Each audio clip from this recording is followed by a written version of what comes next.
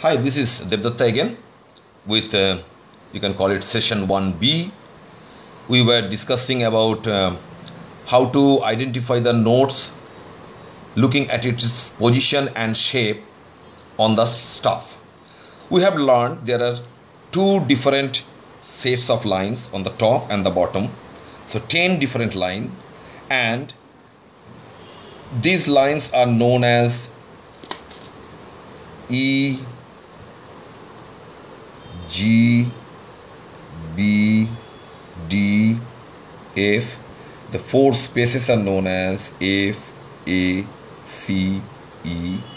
These 5 lines are known as G, B, D, F, A, and the 4 lines are known as A, C, E, G. And we also learned that if we find some note between this stuff with a line going through it, that's the middle C. Normally, whatever is written below these are supposed to be played by your left hand on piano, and whatever is written above is supposed to be played with your right hand on the piano. So these two clefs are very important for piano. These different sizes. The upper part is called one clef and the lower part is called another clef. What are the name of these two clefs? To differentiate them, what we started is the upper part is known as the G clef with this kind of sign. Remember, the sign starts, this end starts from the second line from the bottom, and the lower clef is called the F clef or the bass clef. So this is G clef or treble clef. This is F clef or bass clef. Why the names are G clef or the F clef? The definition of the G clef is the clef where the second line is G, see, and accordingly other lines or spaces are assigned. Similarly, for F clef, the second line from the top is to be F. Other notes are assigned depending on the relative position from this second line. That makes sense. So this is called F clef, and this comma type structure, it starts from the second line, which is the F line, and this very popular musical symbol, it starts from the second line from the bottom, which is the G line. Okay, now we have learned up to this much. We have C, we have D, we have E, we have F, we have G, we have A, we have B, we learned C, we learned D, we learned E and F. Now you can tell me, we learned only about the F, which is only this F, but there are other notes on the right side of the F, and similarly we have learned up to this G. There are notes on the left hand of this G. How do we play them? Which notes will tell us to play of something on that range? So if we want to play the next G, the G to the right side of the F, we draw a circle on this space. Okay, so this is G. How about the A? Because after F and G, the next note on the right hand side will come A. Why do we go for A? So we need more lines here. So let's say we draw a line here, some more lines. Here are some more lines I'm drawing.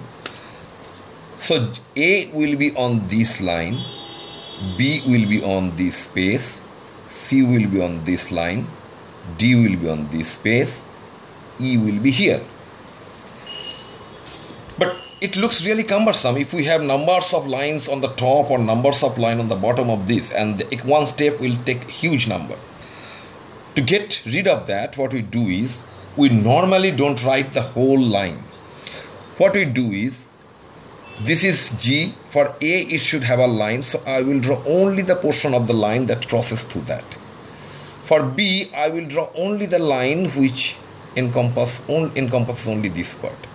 Again, for this or for this or for this, it goes like that. I remove the other, I don't write the other part. So these small lines technically are known as ledger lines. So that means, let's draw it here. Let me take this one. It will be easier to understand. So this is my G clef.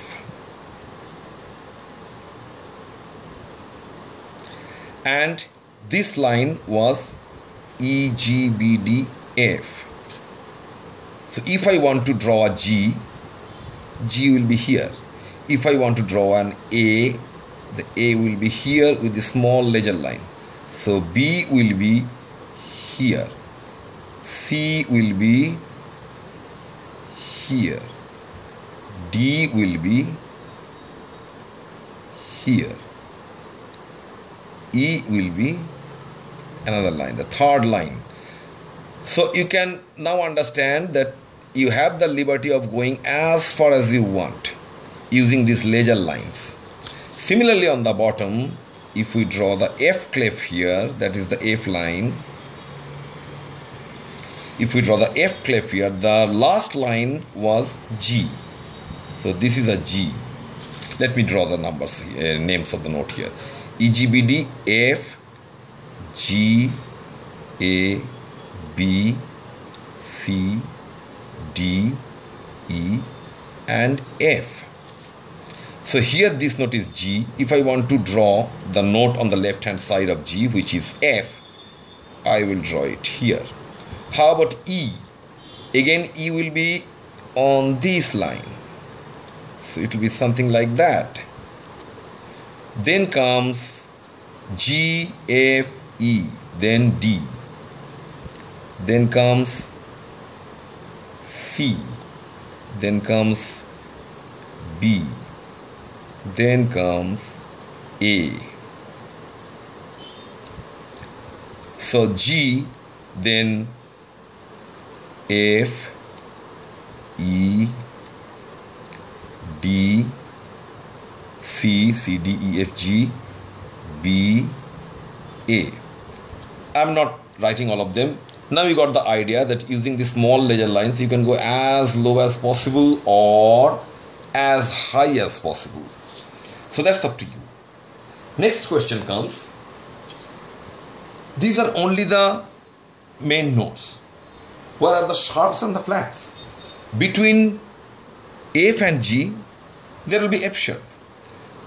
Between B to C, there is nothing, but C to D, there will be C sharp. E to F, there is nothing, but F to G, there will be F sharp or G flat. How do we draw these lines or denote those numbers? Let's say, to write A sharp, what I draw is, I draw an A, that means something like that, and draw a sharp sign on the left hand of that. Similarly, for a flat, let's say E, G, B, this line is B. I want to draw a B flat somewhere. So let's draw a B flat. This is B. I drew a flat sign. Same theory applies here. If I want to draw a, say, B flat here. This is G, B. I draw a flat sign here. So I can draw some flat signs or sharp signs on the left hand side of the right at the left hand side of the note, and that way it will be converted to B flat or C sharp or A flat or those other sharp and flat note. So this is the way these notes are denoted. Remember, when you draw these things or when you read these things, initially you may have to count the lines. Like if I said which note is this, you may have to count E, G, B. And so this is a B with a flat sign, this is the B flat. If I draw, say, this note. So this is F, this is A. Initially you may have to count the lines or the spaces to remember which note is that. Later on, the trick is look at the picture as a whole. So where the circle is, second space A, third line B, fourth line F, depending on which clef you are in. in a F clef. So first you have to look which clef is there and then determine your notes accordingly. So that is the basis of staff notation. I will come in the next session about other interesting facts of staff notation, especially when we play staff notation with guitar. Then the clefs look a little bit different. I will discuss that in my next session. Thank you.